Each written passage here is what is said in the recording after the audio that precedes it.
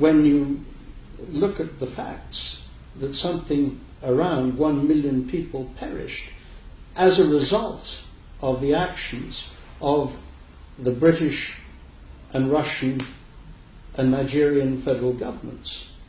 I don't know what one does call it, but it was pretty close to genocide. It was the first of the genocidal wars that a great power got as close to as Britain got to the war in Biafra. And that was totally wrong. And that was wrong.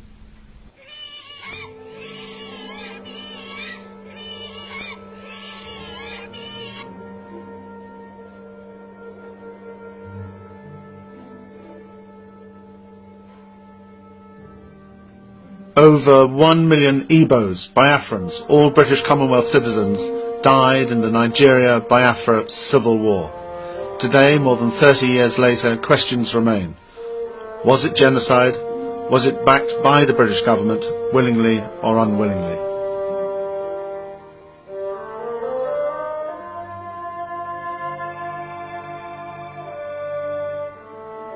If you have part of the population, or as I say, the whole population being wiped out and murdered without any protection on these grounds, ethnic or religious or economic grounds and so on, you have genocide.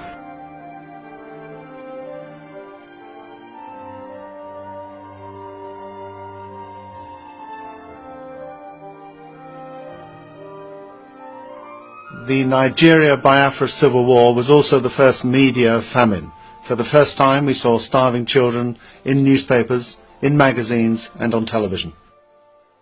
Well, it was very much the sort of headline news in the papers here for a long time, and opinion was greatly divided as between those who felt that that the Igbos had a case and that Nigeria was badly governed and that it was time that something happened and that the Igbos were good people who deserved to be, and others who felt that Nigeria should remain as it was and the boundaries should remain, and if you fiddled about with the boundaries you were going to be in real difficulty, and it was a very bad precedent for other parts of Africa.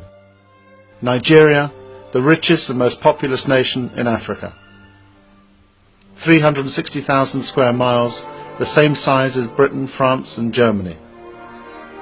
65 million people, 3 major tribes, Hausas in the north, Yorubas in the west, Igbos, Biafrans in the east. Some say the British rigged the odds against the Igbos from the beginning, from even before independence. Of course, we also knew that the elections by 1960 had been rigged. Everybody in the know knew that we had our boys in the north, our puppets, we put them in power. They hadn't won at all. The people in the south had won, the nationalists. Some say war was inevitable. The rest of Nigeria had always been jealous of the unity, the strength of the Igbos, the way they had managed to march together to build a better future for themselves and their children. In 1966, the world's attention was focused on Eastern Europe and the brutal Russian invasion of Czechoslovakia. The Middle East, the continuing conflict between the Israelis and the Palestinians, Southeast Asia, the American war in Vietnam and all its horrors. But throughout Nigeria, up to 30,000 Igbos were being attacked and brutally murdered because they were Igbos. It's those who want us to lose the war in Vietnam. It's militants, activists, revolutionaries, anarchists, and communists. That's who it is. To the international community, it was just another African conflict. They didn't want to get involved. There was no concern of theirs. They looked the other way. They had other things on their plate. I would say that there is a difference between when a man belonging to a rich country dies and when a man belonging to a poor country dies. Not necessarily black man, because you can have the same problem somewhere in Asia. No, I believe that the United Nations, the international community, is still dominated by a very Europocentric attitude. Tuesday, May 30, 1967. Enough was enough. The Igbos, alone, isolated, ignored, declared their independence. Their leader was Lieutenant Colonel Ojukwu. The supreme commander and head of the military regime in Nigeria was Lieutenant Colonel Gowan. Both men had been educated and trained in Britain. The war that followed was one of the longest, bloodiest and most disastrously fought civil wars in history. In just 3 years they used more small arms ammunition than was used by British forces during the whole of the Second World War. The casualties were horrifying. The war was also unlike any other civil war in modern history. The Nigerian government, backed by the British, regularly and deliberately strafed and bombed civilian targets. I saw 10 deliberate bombing attacks on the civilian population, either hospitals or marketplaces, and with no question of any military target being in the vicinity. At precisely 1:30 every day, they come over the town as the marketplace is full, as patients are sitting out on the lawns at hospitals. Oh, here comes the next one. Just above the mission now. I looked up and I heard the explosion. The convent was still there, but then towards the school there was a cloud of smoke rising up to the sky. The children's ward was the worst. Children's ward got a rocket right through the roof. There was a mother and child killed in bed, and another child was killed in another ward, and another child was cut in half up behind the kitchen. Why it was deliberate, they finished an operation, and next 3 hours they come back again. So you could see that kind of thing for 3 days or 4 days.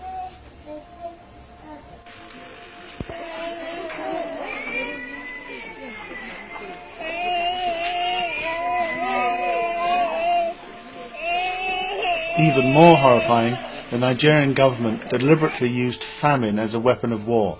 The name Harold Wilson became a curse. Starvation was known as the Harold Wilson syndrome.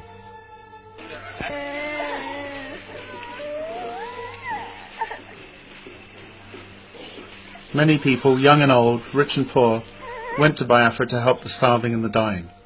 One of the youngest, the most famous, the most glamorous was Princess Cecile de Bourbon-Parma, sister to one of the pretenders to the Spanish throne. She told a committee of the US Senate what she saw. On the committee was Senator Edward Kennedy. I told him how I have been going out of the Biafra, and that one of the last nights I was with the children and the plane was not coming. And we were very anxious, and I had in my arms a little girl of, I don't know, 10 years old. And she was very anxious herself to see if the plane would come and save her. And finally we hear the motor's engine, the plane is coming. She looked at me, she smiled, and she died. And I looked at Senator Edward Kennedy, and I saw he was crying.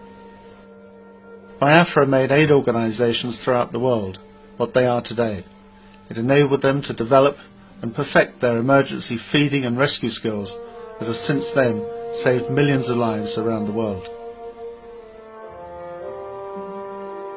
It was the school of humanitarian action, Biafra, so I think it was the beginning of a new concept of wars and of the relation between humanitarian personnel, armies and the media. Questions remain unanswered. Was it genocide? Was the bombing and strafing of civilians? Was the deliberate mass starvation of innocent men, women and children backed by the British government, willingly or unwillingly?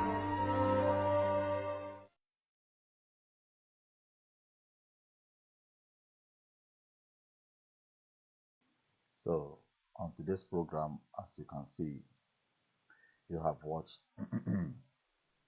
this video, and I made the topic of today the Eastern region of Nigeria, 1960 to 1967. There is a reason for it.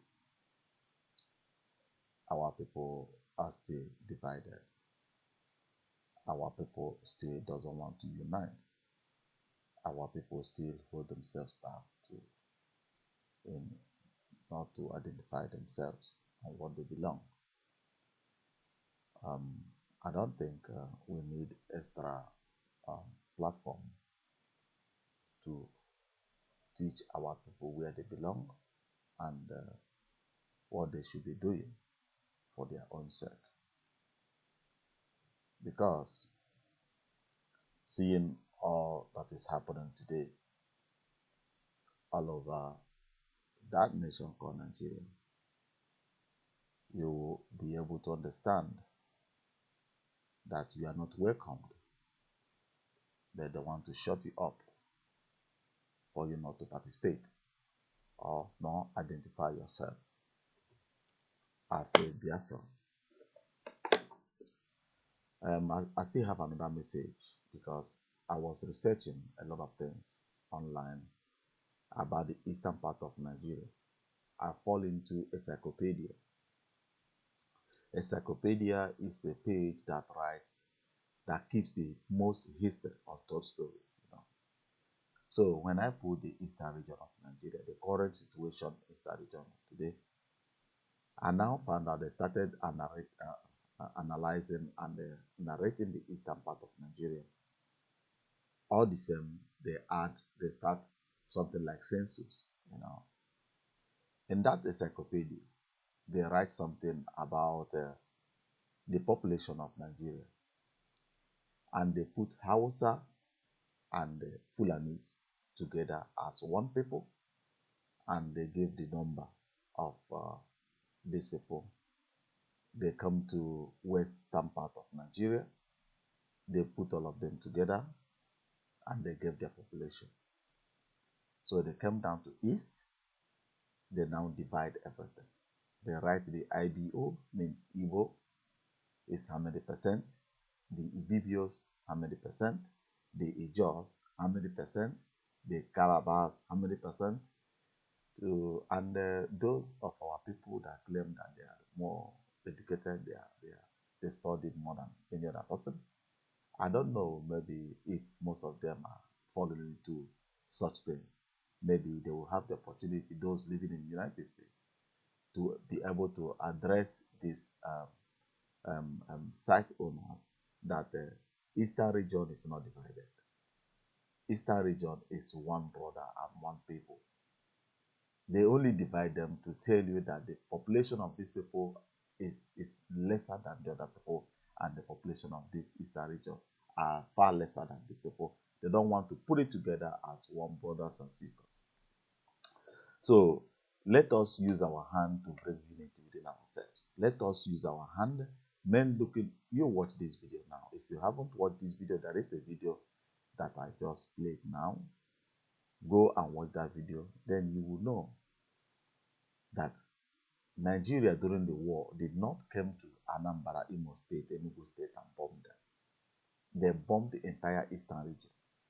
And now they came back to tell you that you guys are not brothers, that you guys doesn't belong together. All these things are lies. This platform is called Igbos and Brothers Reconciliation Forum. We should use this platform to reconcile. Keep our differences aside. Let us be one brother. Because without unity, I'm telling you the simple truth, you cannot do Nigeria anything. There is nothing that you request from Nigeria that they will give it to you.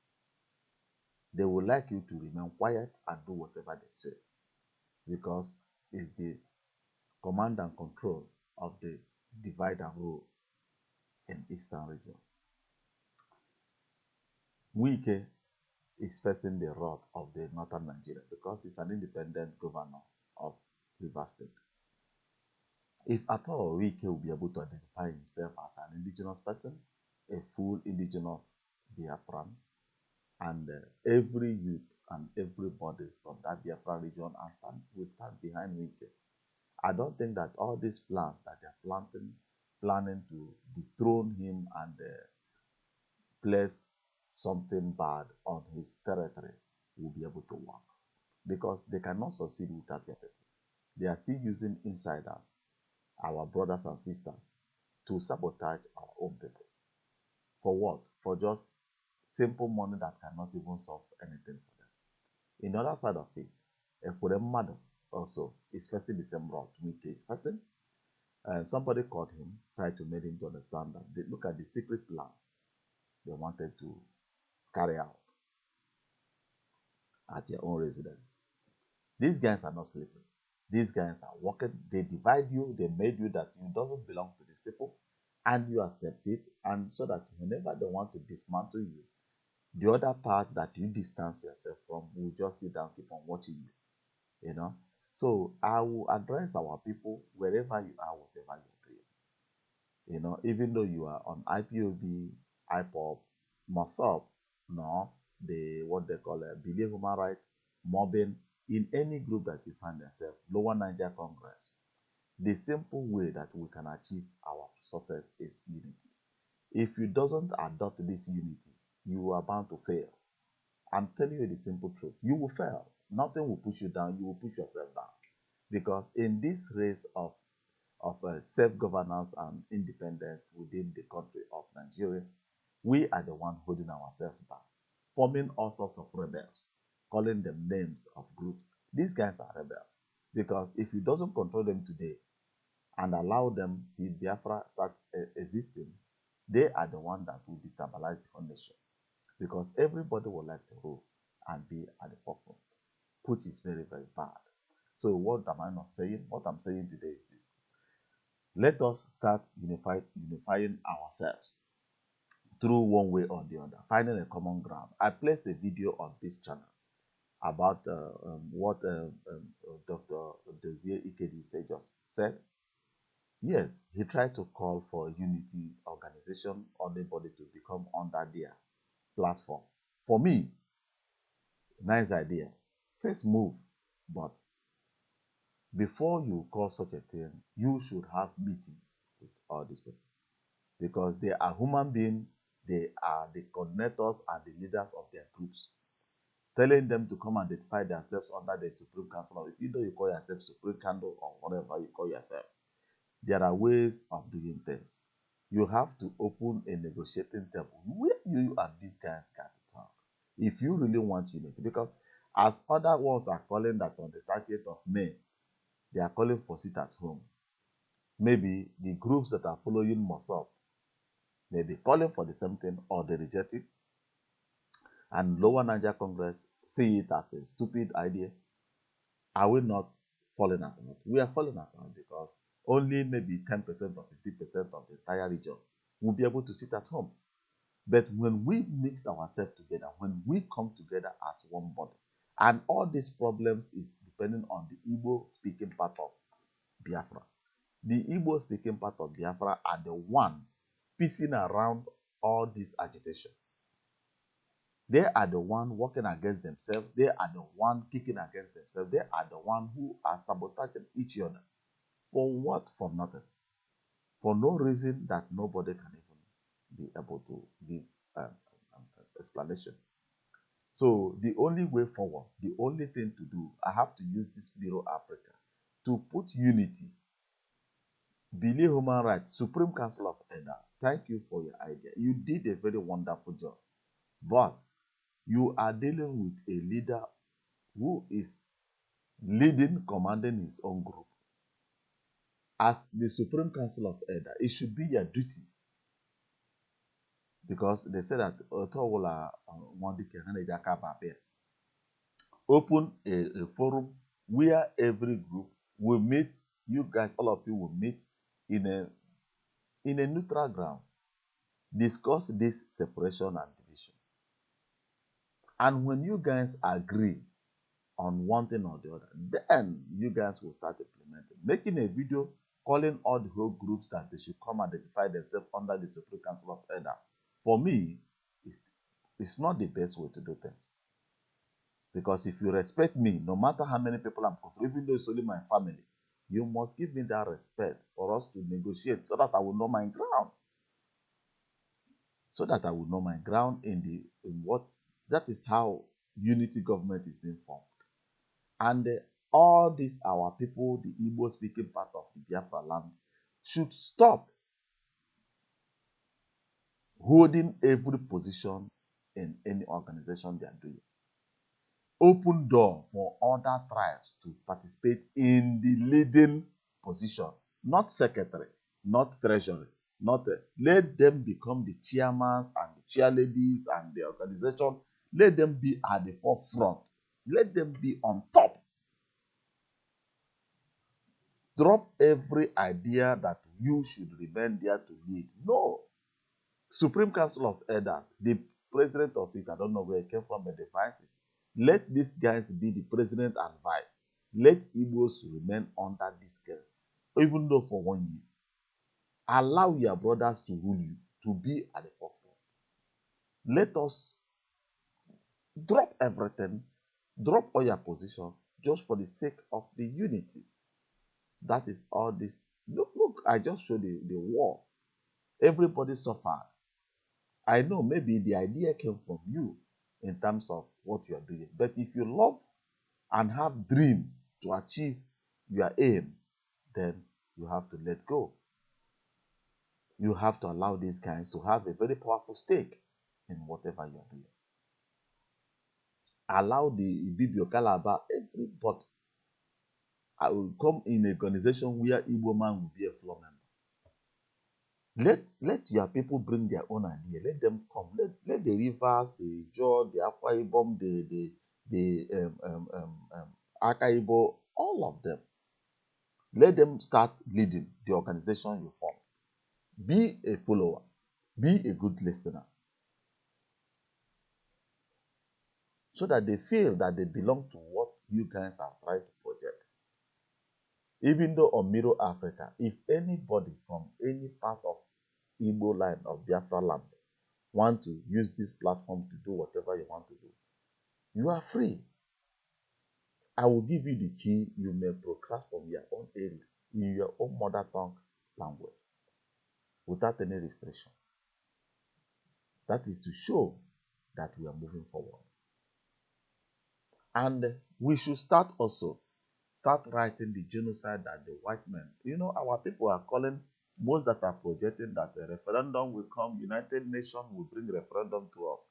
Stop lying to your people, because United Nations doesn't have what they call the mandate to dictate for any country to do whatever.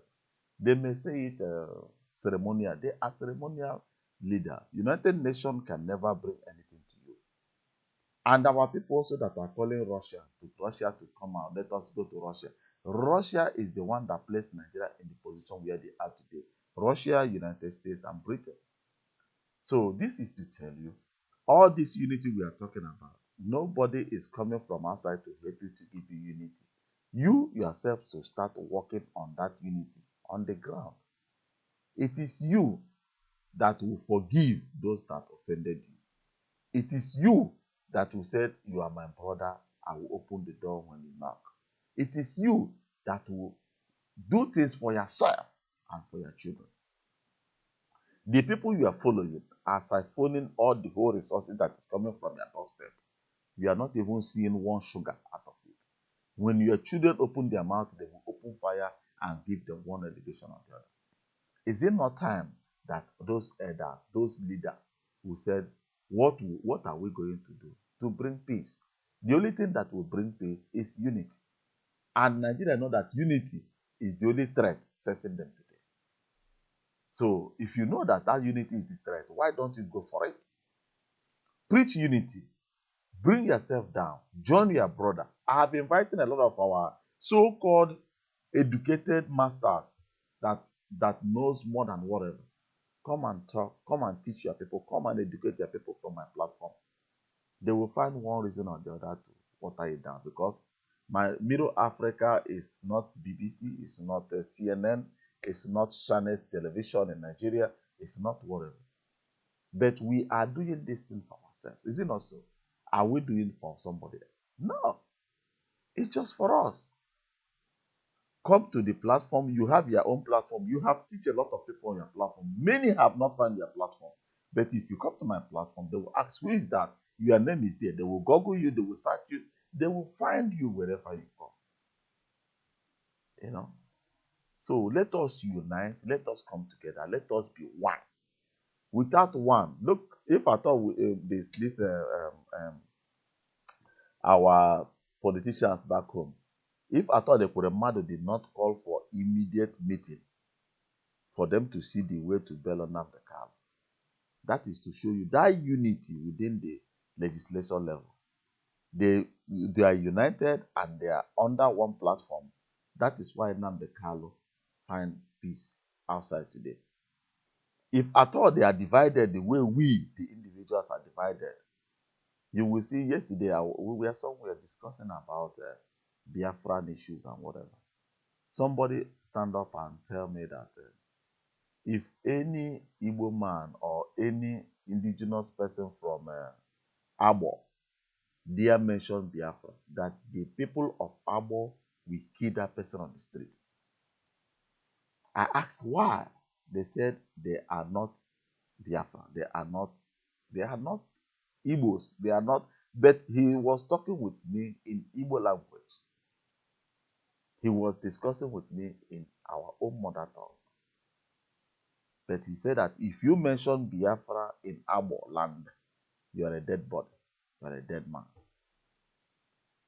When you distance yourself, tell me the type of progress you have gotten since you have distanced yourself from your people.